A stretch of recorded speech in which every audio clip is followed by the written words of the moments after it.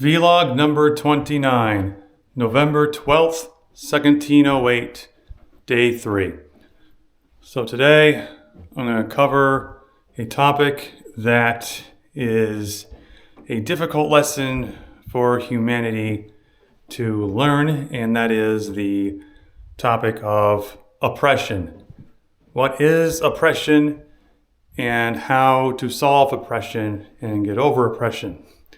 So, oppression is basically the limited state that one is in, and that is caused by typically either lack of knowledge or a fear of some kind that is limiting one from one's potential growth. Now, the oppression part of this is oftentimes people will take a fear that's in them, right? Say a fear of being inferior, or perhaps a fear of being unworthy or something like this. Most of the time, what they will do is they will project that fear outward so that when somebody seems to quote unquote reflect this fear, they then go and attack the people and saying, "You're oppressing me. You're oppressing me because you're making me feel blah, blah, blah." And they just basically conjure a word salad to try to cover up what's really going on. So there's a lot to peel back here. First of all, I'm going to talk about the concept of mirroring. Mirroring, basically what it is, think of your body as a puddle of water that walks around. And inside this puddle of water, you've got all these feelings, which are basically frequencies, thoughts, and so on. Now, normal water basically just reflects the light that is shown upon it. And human bodies, if one body is next to another body, the other body will also reflect what's inside of you. And a lot of people don't understand this. So when a person approaches another and suddenly that person seems to somehow manifest out of nowhere the fears inside the first person, they just go off. Well, they're just being a mirror. They're just mirroring what's inside of you to begin with. That's all that is. A lot of people don't even know that they're mirroring somebody else's stuff, and then the other person just goes off on them, and then they're like, "What are you doing?" It's like, yeah, that's basically what it is. It's just like it's just mirroring what is actually inside them the whole time. And this is given oppression kind of a confused perspective, because this mirroring is actually just making the oppression worse by not understanding the mirroring concept. So it's basically essentially just two mirrors going at each other ad infinitum like ping pong. But in reality, the oppression is from one's fears inside of oneself, limiting one's reality, and this is actually what the oppression, quote unquote, is. And the reason for this is because of the archetype of life that they followed. Now, the archetype basically is more of a high-end concept, but it's essentially the unconscious pattern or state that essentially helps to shape reality around it. It's basically the growth pattern. It's the pattern that is essentially spirals out into material and spiritual reality. And knowing what that archetype is the foundation for one's growth. So I got to start there. So what's one's archetype of reality? Well, this is where it gets tricky. Most people would see their archetype of reality as it's dualistic. There's two sides, and they're constantly fighting each other. And there's never going to be a clear victor. And it's just what it is. Just do your best. Other people will see the archetype as, "Oh, I'll be the victor no matter what." And it's kind of a immature way of looking at it, but unfortunately, there's people out there that think this still. So, eventually they'll get to a point, though, that, they just need to learn how to, grow up and see, okay, it's more holistic than just being about myself. and I have to help other people in order to help myself out, as I've described in previous videos. So once they learn that and go over that, then their archetype changes. Then they say, okay, well, since people are mirroring myself and what's inside of myself, then other people are not really responsible for that because they're not consciously mirroring what's inside of me to begin with. They're not consciously doing it. It's just happening automatically. So it's not their fault that, I'm being quote unquote oppressed, which means that perspective of being oppressed is incorrect.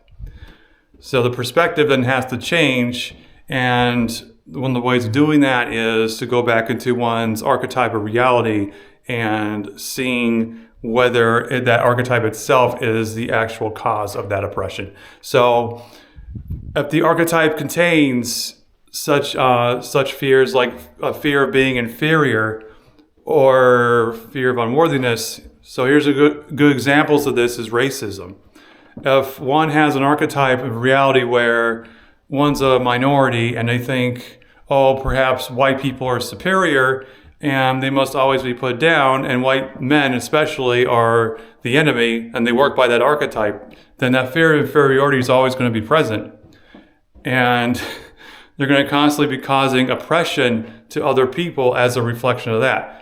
In reality, though, it's that archetype that's oppressing them. It's keeping them locked in, not in a good way. It's keeping them locked in and not essentially letting them grow further outwards on their spiritual journey. So, in essence, what they got to do is look past skin color, because calling somebody awful or worse than oneself just simply because one's skin is different is very immature. So, getting past that, one then realizes, oh, we're all just souls and bodies, essentially. And we just come in different flavors. No flavor is better than another, etc. So, again, archetypes it's a really funny thing to work with, because a lot of the times it's unconscious, and as we go about our daily lives and the habitual programming that we go through, it's not what we often think about. It's in the background. It's basically the wheels and the belts that are essentially in the background that we don't see with our eyes that run our reality. But if we feel limited and we can't get somewhere in reality, then it's because the archetype that we're following is the responsibility of, that's what's responsible for that. Then we got to go back into those wheels and see what's going on and see why it's limiting our growth, and to refix it or rehabilitate it or make it better and help us support our growth. Because the archetype is really the foundation for our growth. It's what creates the spiral that we later follow or choose to follow, and seeing whether that spiral is actually something that will actually help us grow, or perhaps it was simply an illusion that was given to us by usually some media personalities that we watch, and then we unconsciously incorporate, and then we realize, oh, right, that's not actually my thought. I got to take that out, and I got to repurpose the archetype of reality and make it so that it's more holistic. It's not only supports myself, but it supports other people around me as well, who then support me, and then it basically just spirals out from there. That's a really good example of a positive spiral, where the unconscious programming of the archetype automatically helps other people out, which then help you out, and then it just basically ricochets off each other like that. So it's unconscious spiritual growth. See, that is one of the examples of how one can simply just turn it around. If the archetype is selfish leaning, as in I can only fend for myself because this so-called race is going to oppress me, where did that come from? Is that really yours? Or did that come from someone else? And if it doesn't really help you get closer to your higher power, then why keep it? That's the question. Why even keep it? because that's all that matters in this world is love itself. So if that's not going to help you there, then why keep it? So that's my advice on that. Yeah, this is one of those tricky things. Oppression is just one of those tricky things because so many people are not, since it's unconscious, so many people are not really aware of it. So, and they just oftentimes just go off, knee-jerk reactions. So when they feel something, from their archetype, such as, fear of unworthiness or something like that, oftentimes they'll just oppress other people to try to satisfy that fear of unworthiness without recognizing that the archetype was what was responsible. So I hope that helps a bit about oppression. A little bit difficult to talk about, but because it's so unconscious, it's an unconscious thing. And it's not just in the spiritual realm you find archetypes. We also find archetypes in nature also, with the natural patterns that nature provides. All that is technically unconscious in the material realm as well. We find nature following it all the time.